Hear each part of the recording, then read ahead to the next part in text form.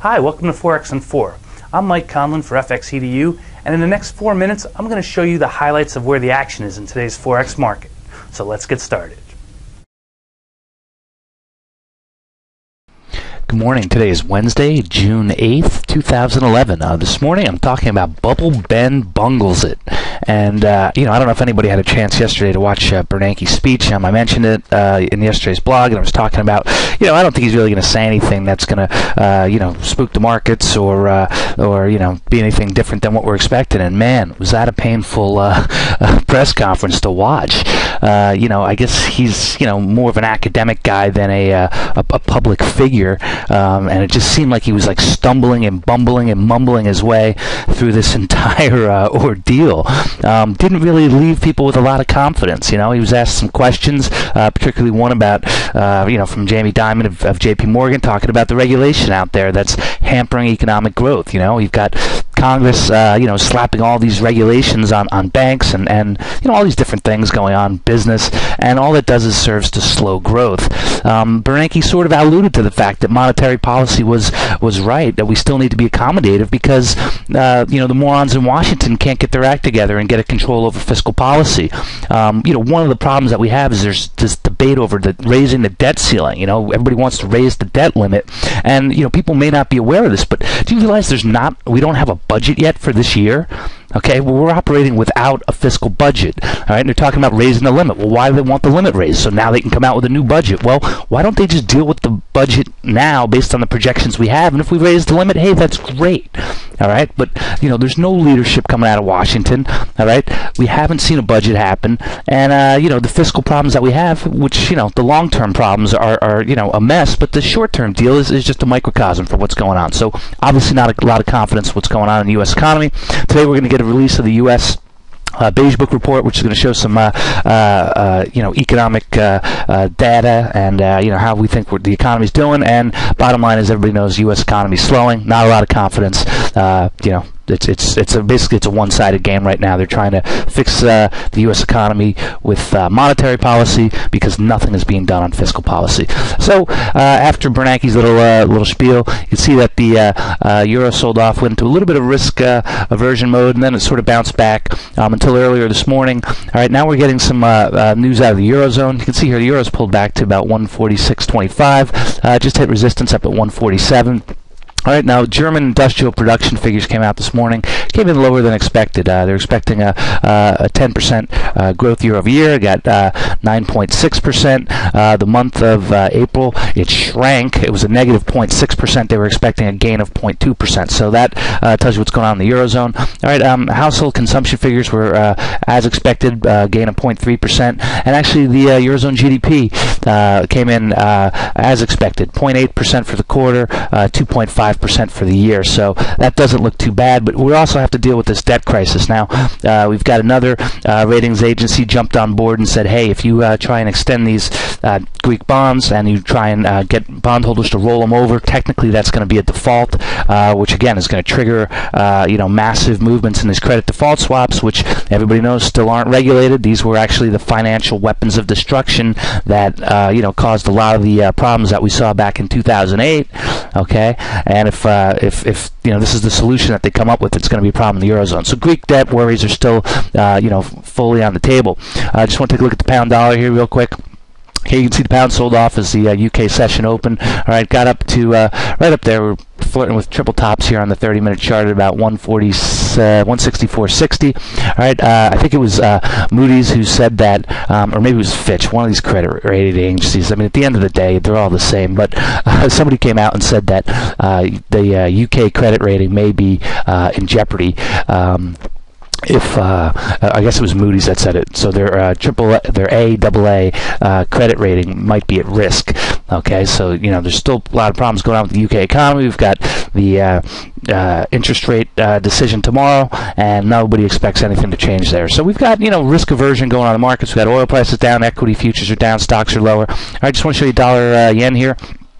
Okay, we've just gotten below the 80 limit there. All right, that was acting as near-term support. You can see we broke down through that, and now people are expecting that perhaps we're going to see some sort of monetary intervention from the Bank of Japan. I don't know if they've got enough muscle to try and pull it off, if it's worth doing. I don't think we're going to see any more coordinated action from the G7.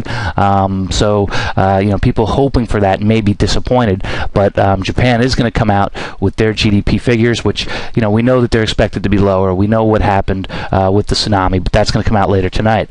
Okay, we've also got the Kiwi. They've got their interest rate decision coming out later this afternoon. It comes out at 3 p.m. Eastern time. And nobody's expecting them to move on rates at this juncture, but we want to listen for the statement to see what they're saying.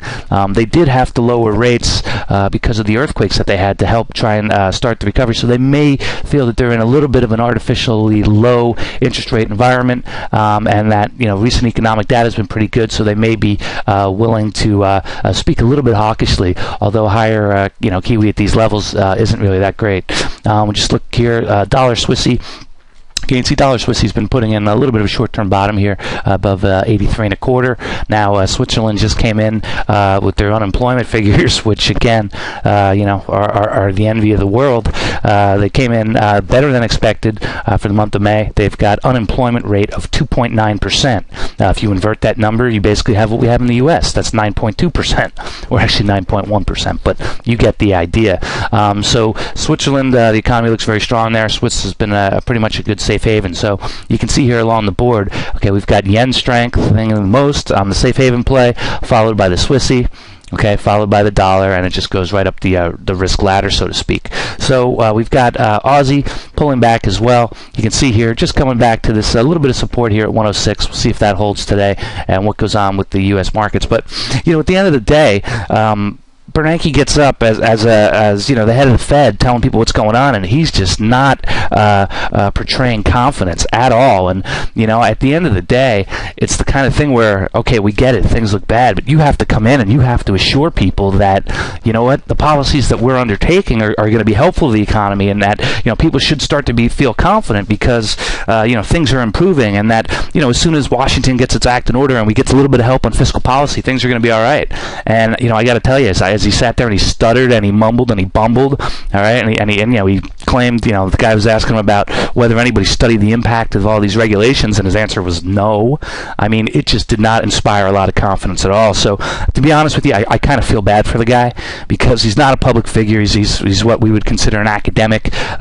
So he's got his nose in the books basically, and he doesn't have his head out looking around, see what's going on. But he says he's committed to keeping an eye on inflation. Problem is that the metric he uses is a flawed one. We've spoken about the difference between headline and core inflation, okay, but prices seem to be retreating on the global slowdown, which is kind of what these guys are hoping for. All right, but again, it comes back to Washington, D.C. and the fiscal responsibility we need to undertake, and there is just no leadership out of Washington. Okay, we've got nobody. We have no budget for this year. All right, we've got this debate over the debt ceiling. Well, if we raise the debt ceiling, guess what? The new budget's going to come out to spend that exact amount. All right, listen, come out with a budget. Okay, see what we need to do with the debt ceiling. If it needs to be raised, raise it temporarily, but make spending cuts. All right, nobody's wanting to do that. They just want to see how big the pie is going to be and then divvy it up. Well, guess what? Everybody should be allocated a piece ahead of time, and if there's extra pie left over, great. Let's apply that to debt reduction. But you're not going to see that. All right, again, no leadership happening, and it's really sad. I mean, these guys are all going on their vacations now, start of summer. I don't know what to do. Anyway, so we can see the global economy slowing. U.S. looks weak. Bernanke not helping. That's the main story. Risk aversion today. We'll see if that can flip around, although not much happening here in the U.S. that I think is going to make that happen. So we've got the Aussie interest rate decision later, or excuse me, the Kiwi New Zealand interest rate decision later today. We've got Japanese gross domestic product, GDP figures tonight, and then also Canadian housing starts happening early this morning, which could be helpful for them. So that's what we're looking at today, folks. Good trading to all.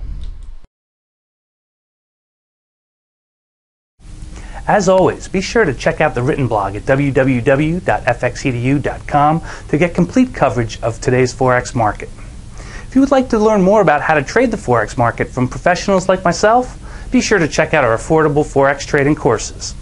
And if you're already a seasoned professional or aspire to be one, ask us how we can help you achieve your Forex goals. Go to www.fxedu.com to get started today.